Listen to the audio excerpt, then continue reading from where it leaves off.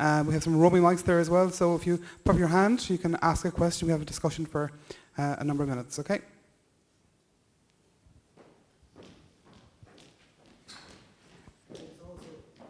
Okay, also ask that you identify yourself. Thank you. Thanks. My name is Maria. I'm a PhD student in the School of Law. I have a question for Professor Kilkenny.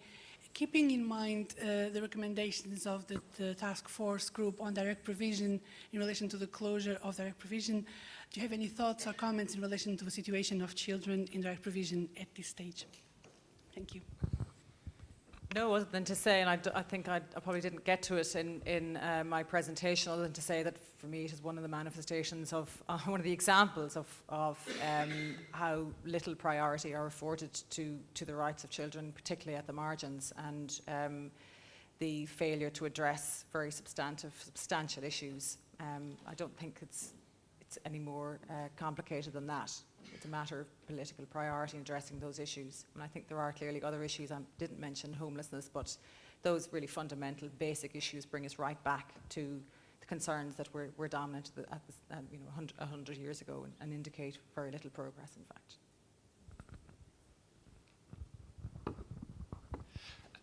My question, I'm Dr. Brian Tobin from the School of Law, is again for Professor Kilkelly. It's more of an observation that I'm wondering if you agree with it, Ursula. I agree with you that while Article 42A does indeed finally recognise children as rights holders expressly under the Constitution, I myself was very disappointed by some of the language in that article, in particular that it refers to guardianship, custody and access rather than parental responsibility, day-to-day care and contact, because I think language like that still intimates that children are appendages of their parents, and I'm wondering if you were similarly disappointed, I suppose. Too old to be disappointed. I think that actually that reflects our failure to reform family law as a whole. I think it's entirely logical that those terms end up in the Constitution because our legislation speaks in those terms too. It is decades now since other jurisdictions have moved on to the terminology you're describing. What I would say, though, in terms of Article 42A, is that while the mechanism that was used is actually very commonplace internationally as a means of addressing children's rights in constitutional terms, what is significant, and goes to my point about the importance of the CRC in Ireland, is that we have taken directly from Article 3 and Article 12 of the Children's Rights Convention. And I do think that gives, even though the mechanism is indirect, I think it does give some consistency with the international standards, which is very valuable. So I think from that point of view, I think it's very positive.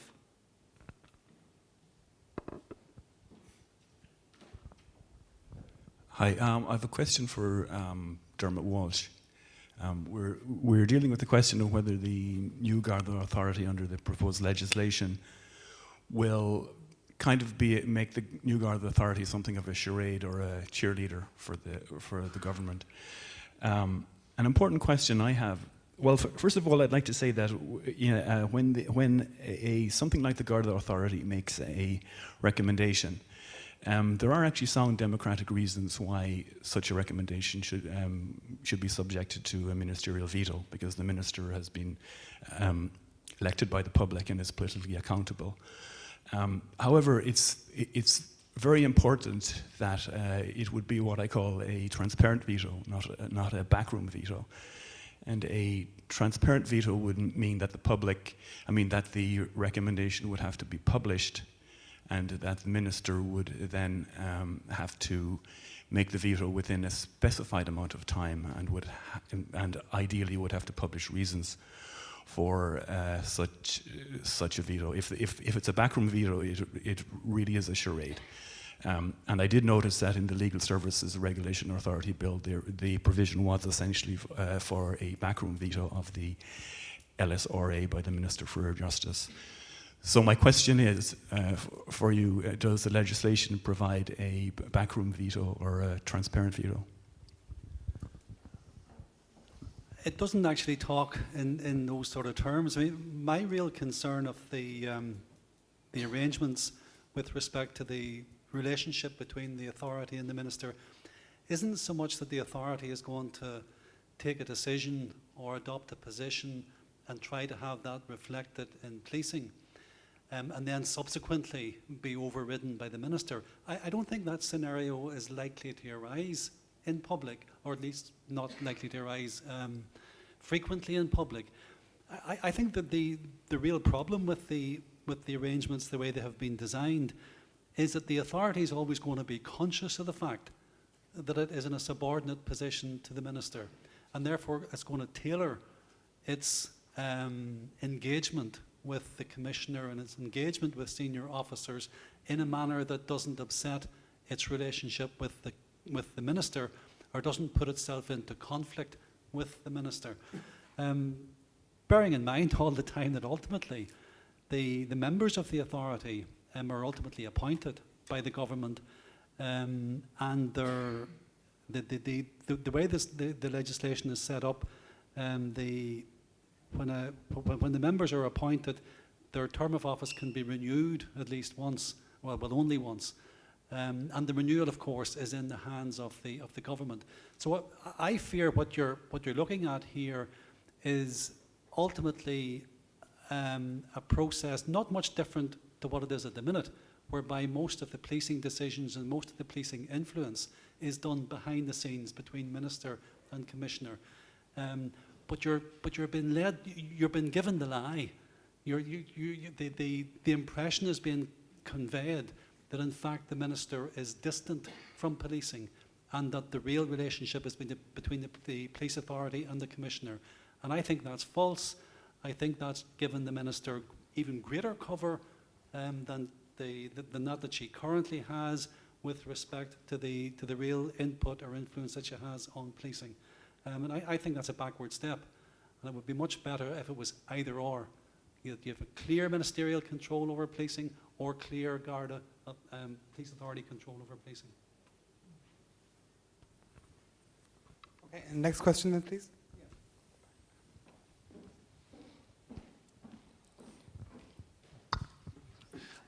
This is just a question for all panel members. You obviously all have great expertise in the areas you've been presenting on.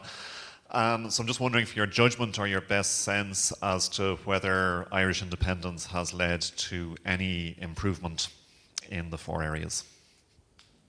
Do you want us to give our papers again? Or? Yes or no?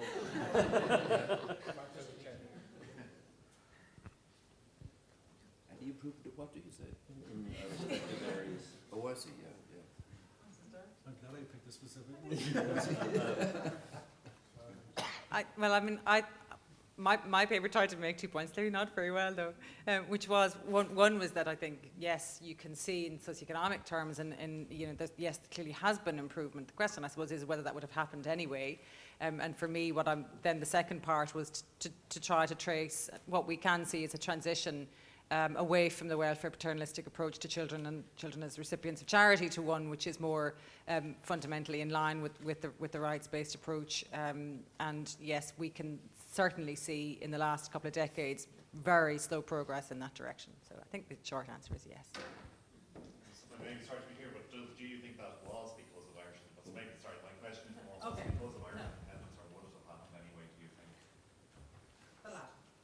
Yeah, I would more or less go along with that. I mean, there has been improvement. I mean, but partly because the policing situation was so abysmal anyway that there couldn't be anything but improvement.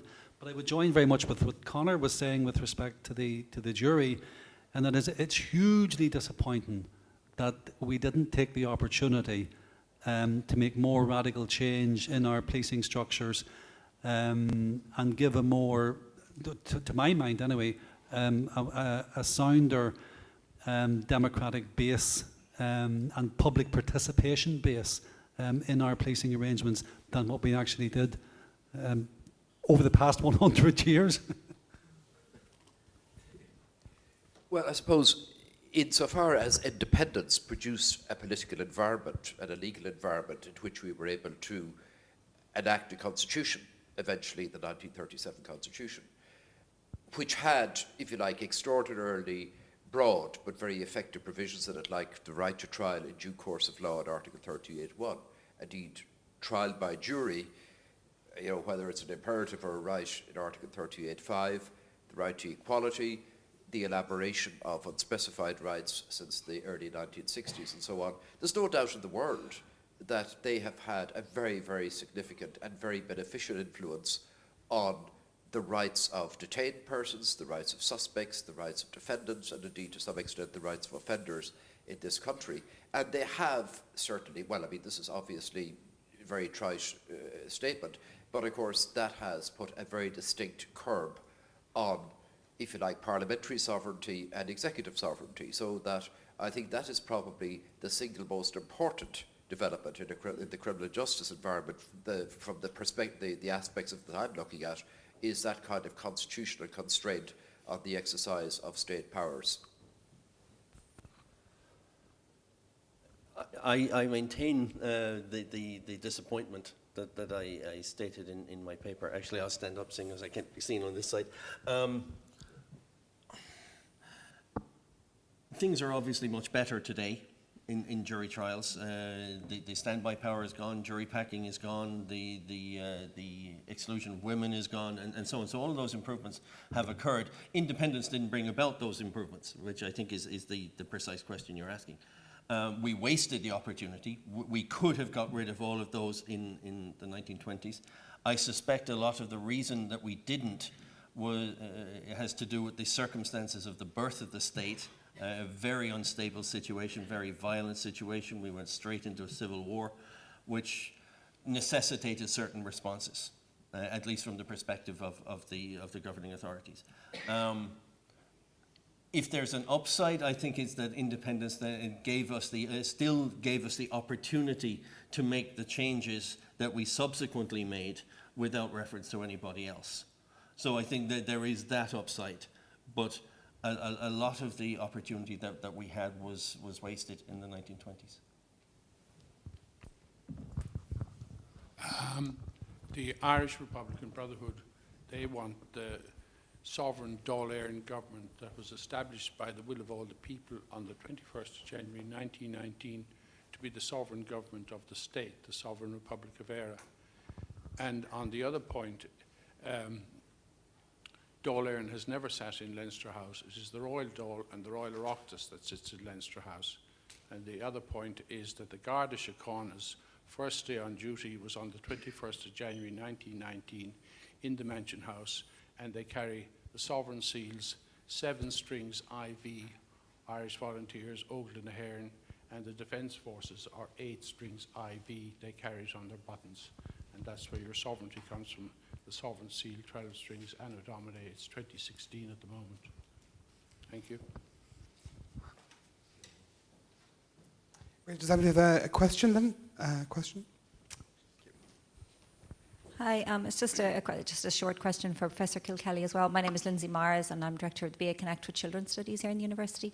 I just noticed that you mentioned when you were talking about school attendance in 2013 that 6% were not attending school, and that was a surprising figure. And I just wondered, does that include people that would be homeschooled? Because obviously that's a recent phenomenon in Ireland, and it's just an interesting one in that it kind of, I suppose, causes a bit of reflection on the responsibility of the state to look after the child and yet also the family, and where that kind of, I suppose if you comment anything on that, it'd be interesting. No, I mean, I actually had that observation myself. The short answer is I'm not sure whether it does. My understanding would be that it would include, that would be the category of if you like, school-going children would include those who are being homeschooled. Yeah. Great. We have time for another question. And Donald at the back. Hi, Donald Coffey. Conor, can I just ask you, you made reference to the revolutionary court system. You said that there was one case where they impaneled a jury. I wonder, is that just a once-off, or did it happen more than once? Honestly, Donald, I don't know. It's I came across the reference to it in the Dáil debates. The minister was asked a question. Apparently, the case took place in Waterford. The details aren't given in the Dáil debates, and I haven't had an opportunity to try to track it down through local media. The fact that it happened once and was endorsed by the minister was very approving of this ad hoc arrangement, suggests that it was certainly open to other authorities in different parts of the country to do the same, but I honestly don't know.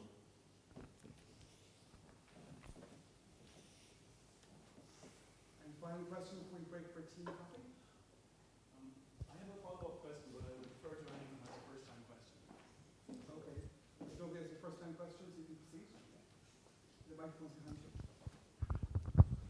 So my question is for Dermot Walsh again. So when I asked you the question, essentially, is a backroom veto a bad thing? The answer that I heard from you was essentially there are worse problems than a backroom veto, which may well be true. But my specific question for you now is: do you recognise or do you disagree that a backroom veto is in itself a problem? I do think it's a problem that the fact that the minister has a veto over, at least officially, that the minister has a veto over most of what the police authority can do. I don't really see the point in having a big fanfare about the establishment of what technically is quite a revolutionary change in Irish policing, and selling it as distancing governance and accountability over policing from central government, and proclaiming that you're doing that and bringing that about, while at the same time effectively holding all the reins of power yourself. I think that's false. I think it's misleading. I don't think it's the way we should be going around about tackling what is a very, very serious issue, and one for which there's different approaches, different methods that could be taken. Great. So unless you have any other final question? No other question? Okay, well, I'd like to thank the four speakers for four very interesting, stimulating papers. I give them a round of applause.